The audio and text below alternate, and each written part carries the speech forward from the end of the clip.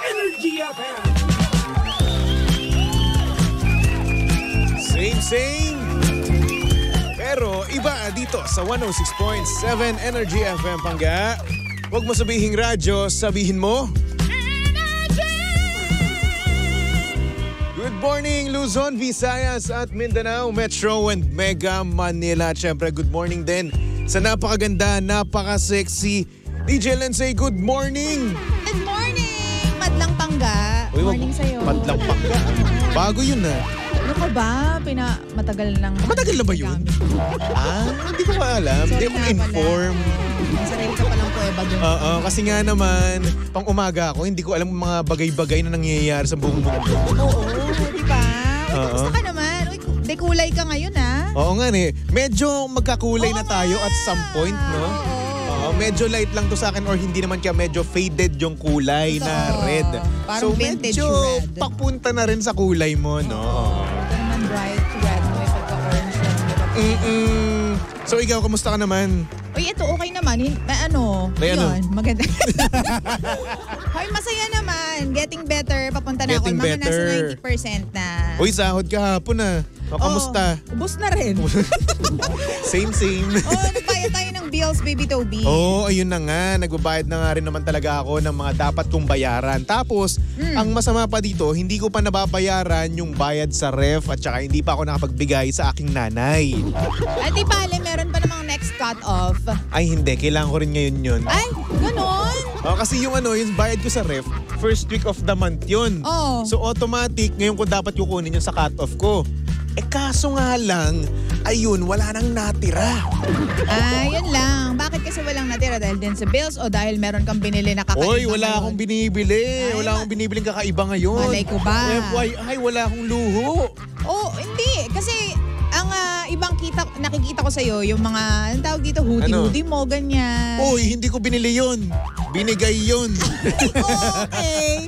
At talagang May nagbigay. Di syempre dapat ipagmalaki natin yan. Diba? So syempre, nabubuhay lang tayo sa mga bigay-bigay, sa mga second hand, mga ganun. Okay. Ikaw na talaga. Porket may bago, bili ka agad. Di ba pwedeng binigay muna sa akin? Oo nga naman. Sorry, nag-assume ako. Sorry. Sige, okay kasi lang. Alam mo naman, tao lang nagkakamali. Hirap-hirap tayo dito, Brad. Diba? Pwede sa de peligro. So anyway, DJ Lensay. Etong ating sender kanina, meron daw siyang jowa. Di congratulations, no? Diba? Congratulations. Buti pa siya, no? Kaso nga lang, yung jowa niya parang praning. Ay, bakit? Kasi daw kahit na ano daw gawin niya, para daw doon sa jowa niya, siya daw ay manloloko. Ay, ba't naman ganun? Tapos, dahil nga daw sa frustrations niya, syempre hindi lang naman to isang beses nangyari, no? Madaming beses na rin. So siya na-frustrate na ngayon. So due to frustrations, no, sumisigaw daw siya at ibang-iba na daw siya ngayon kumpara sa dati. Ay, very bad. Naging toxic na din siya kahit paano. Kasi syempre, di ba, once naman na iniisip mo yung isang bagay doon sa partner mo na masama, di ba, katoxican naman yun. Totoo. Di ba, kahit na hindi naman totoo, kahit wala ka namang pruweba, basta para sa'yo, no, totoo yun, which is para sa iba naman mali, no, katoxican yung ganun. Oo, kawawa naman din yung lalaki na wala namang ginagawa. Tapos inaano mo, parang ginajudge mo na he's doing something like this, like that, ganyan. Nakapagod kaya yun sa mga lalaki, no? Isipin mo na yung lalaki na nagustuhan mo, talaga nga namang napakabait, loyal, honest, no? Talagang hindi talaga manloloko sa'yo. Tapos ikaw ngayon, iisipan mo ng masama. Baka kasi may history na before niloko siya ng lalaki, wala namang ganun. Siguro sabihin natin, sige, may history na. Pero syempre, may history naman pala sabihin kasi. natin, wala kasi nga hindi kasi alam eh. Sabihin natin, may history na siya. Diba? Pero syempre, panibagong relasyon na to eh. Hindi, I mean dun sa relationship nila, baka naman mamaya may history yung lalaki na niloko niya yung girlfriend niya. Wala naman daw. Okay naman daw siya eh. Okay naman siya. Hindi naman siya yung talagang nanloloko daw talaga eh. Honest daw siya, loyal daw siya. Sinabi niya yun dun sa sinandyang message. Oo. So ngayon, etong si lalaki, no? Or etong si lalaki talagang, eto na talaga. Good boy na. Binigay na sa'yo ni Lord na yung napakabuting lalaki, honest, mamahalin ka talaga kahit na anong validation na hinihingi mo, binibigay. Pero ngayon, hindi pa rin sapat. Parang sa lahat ng sinabi mo, dinidescribe mo yung sarili mo. Hoy, hindi ako ganun. Hindi, I mean yung ginagawa lahat para sa'yo, binigay na sa'yo ni Lord. Oo, ganun. Diba? Oo. Alam mo, ito lang masasabi ko dyan, Baby Toby. Gawin mo lahat para lumapat yung loob ng girlfriend mo sa'yo. Pero kung after ng lahat ng ginawa mong effort at lahat ng sakripisyo at lahat ng pagpapaintindi sa kanya, toxic pa rin ang nararamdaman mo sa puso mo, tapos ang tingin niya sa'yo ay manloloko pa rin, feeling ko it's time to cut ties na. Tama ka dyan. Alam mo, ito kung iisipin mo, no, kaya mo pa bang maghintay or kaya mo pa bang magtiis for another year with that kind of girl? Or hindi naman siguro wag nating ilagay sa babae lahat, no? Siguro ganito, kaya mo pa bang magstay sa isang tao na talagang toxic na for the rest of your life? Siyempre, hindi, di ba?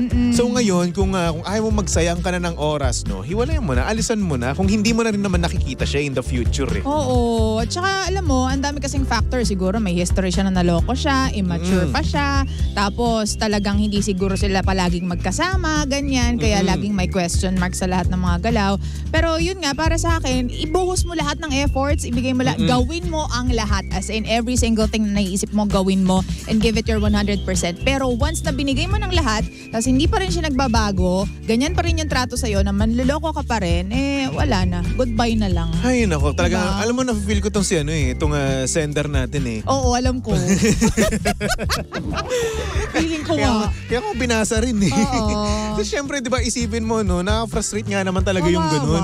Oo. Di ba, nakakaawa yung lalaki na kung saan binibigay niya yung todo-todo niya. Totoo. Kahit nasabihin na natin na talagang kakayod talaga siya para lang maibigay yung gusto mo, di ba? Tapos pagdating pa ng, sabihin naman, nagkahiwalay kayo ng landas, no?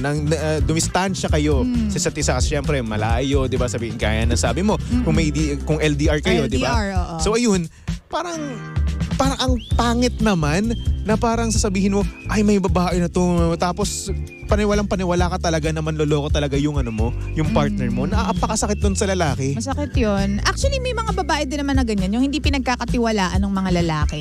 Just because meron silang, before, sa earlier life nila, meron silang nagawang pagkakamali. Alam mo, ang pinakamasakit dyan, Baby Toby, yung tipong, halimbawa nga may history, tapos ang nakikita lang sa dinami-rami ng ginawa mong mabuti para dito sa taong to, ang lagi lang binabalikan is yung kasalanan mo. Diba? Yung pagkakamali mo na, Diyos ko, diba, naayos na natin, kaya nga tayo ganito ngayon. Pero bakit yan na lang palagi yung naha-highlight, diba? Kasi syempre, diba, hindi naman natin masabi yun sa kanya. Baka naman kasi sinasabi, bakit mo sinusumbat? Diba, gano'n naman kasi karaniwan yung mga sinasabi ng mga ng mga toxic na tao, diba? Kapag sinabi natin yung mga magagandang nagawa natin, bakit mo sinusumbat? Yun yung kagad yung sinasabing diba? Na reply diba? So para sa atin naman, sinabi natin yun para sabihin natin na eto may nagagawa akong tama, ba't di mo pinapansin? Oo, diba? Diba? Yun nakakainis dun Kaya naman etong sender natin, no, good luck sa'yo, no? At sana naman mabigyan ka ng liwanag na desisyon, no? Kasi syempre, pag-isipan mo rin naman kasi, di ba, at some point, mahal mo rin naman yung jowa mo di ba? Oo. Kaya ka naman siguro nag-i-stay, no? Ngayon, kung hindi mo siya makita in the near future na kasama mo siya, true, ay hiwalayan mo na. Huwag ka na magsayang ng oras. Ka na magpatumpik-tumpik pa. Kasi isipin mo, no, ilang oras, ilang araw, ilang years na yung hinihintay mo or nagtsatsaga ka, di ba? Andiyan ka pa rin. Sabihin natin, maling tao para sa'yo. Kasi syempre, nalalabas mo na yung worst side mo Oo. Diba? At saka ang pangit nun yung tipong hindi ka naman ganyan dati pero naging ganyan ka. Oo, kasi yung nahawa ka Oo. Diba toxic yung partner mo? Nahawa ka ngayon ng pagka-toxic. Diba yun yung nilalabas niyang side mo yung pangit. Tapos pinupush talaga yung buttons mo. Tapos ikaw bilang hindi mo na makontrol dahil syempre siguro immature pa din yung letter sender mo, hindi na ma-manage ng maayos yung ugali niya. So it's all over, the place. Kaya yun, ang pangit lang. Ang pangit ng ganun. Pero minsan din naman talaga hindi mo rin may iwasan na stress ka na nga sa trabaho mo, as in super duper ultra mega stress ka na sa trabaho mo, tapos i-stressin ka pa ng jowa mo, ng partner mo, tapos minsan simula pa lang ng araw mo, gegerahin ka na kagad. Talagang na-frustrate talaga yung ganun, no? Totoo. Ano magsisimula pa lang araw, teka, hold up, teka lang, hintay ka lang, kakasimula pa lang ng araw ko. Ay. Diba? Diba, sana kung alam mo yung halimbawa, meron siyang nararamdaman na sakit.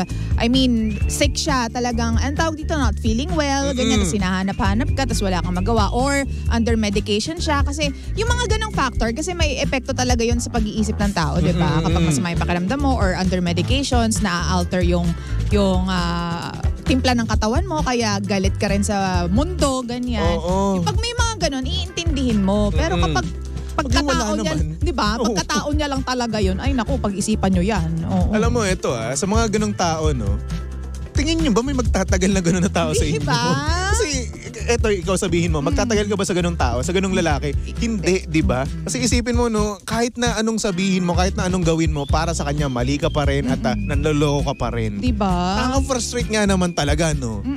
Di kasi ako magiging masaya nun. Ikaw ba magiging masaya Abay, nun? hindi. Diba? Kaya, Hindi. diba? Kung hindi mo nakikita yung sarili mo na sasamahan yung taong yan in the near 3 years or 5 years time, wag mo nang ituloy kung ang sagot ay hindi. Tama ka dyan. At syempre, eto na nga no, mga pangga. Kapag ikaw naman ay nakapag-desisyon ka na, make sure na dapat yung desisyon na yun ay pinakakalmado mong desisyon sa buhay. Oo, totoo. Baka nga naman kasi mamaya dala lang ng ng emosyon yun Maganda na yung kalmado kang magdesisyon kasi I am telling you guys, kung yan yung pinakalmado yung desisyon, yan yung napaka-easy na magiging desisyon nyo sa buong buhay nyo. Promise. Ay, totoo yan.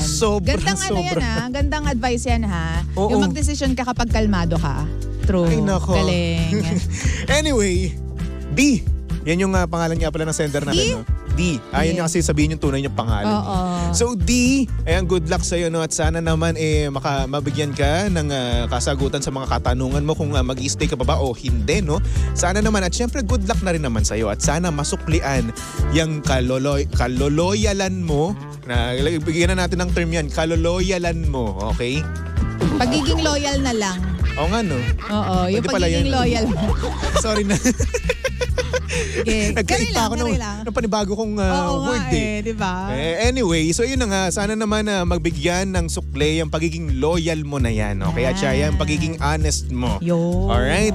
So anyway, mga bangga, susunod na ang napakaganda, napaka-sexy DJ Lindsay para sa programang Lihim ng Liham. And of course, nakakasama mo at nakalandian ang hot baby boy ng radyo. Walang iba kundi si Baby Toby na pwede mong stalk sa lahat ng kanyang social media accounts. Hanapin nyo lang Baby Toby 1067 sa Facebook, sa Instagram, sa TikTok, and also sa YouTube channel ko. Naku, hindi ko pa na-upload yung birthday vlog ko. Sabi ko sa'yo, hindi mo na may upload yan. 26 na in October na. Kaya nga. Ang yabang-yabang ko pa no, dumating ako dito, naka-GoPro, di ba? Oh, hi ka naman sa vlog ko, Lindsay. Diba? Hindi ko pala ma-upload. Pero alam mo, hindi na ako nagtataka kasi ganyan din ako eh. It's a time. Diba nakakatamad kasi eh. Diba? Lalo pa ngayon, dumami nga yung workload ko. So anyway, ayun na nga. For our next song, mga pangga, here's a song. Uy, bagong-bago. From Dilaw, titled Janice. Okay. Nice. Kaya naman, tumutok lang dito sa number 106.7 Energy FM Pangga. Huwag mo sabihing radyo, sabihin mo